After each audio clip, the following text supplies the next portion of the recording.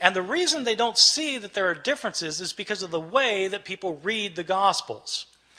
The way people typically read the Gospels, if they read the Gospels at all, but if they read the Gospels, the normal way of reading a Gospel is you start at the beginning and you read to the end.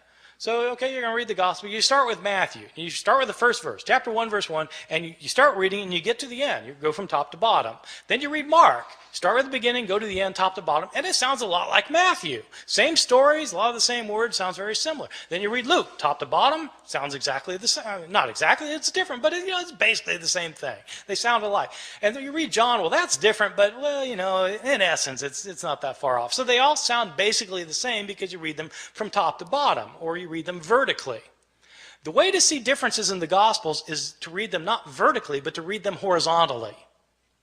Where you read a story in Matthew and you look at the same story in Mark and compare the two stories. When you do that, you start finding enormous differences.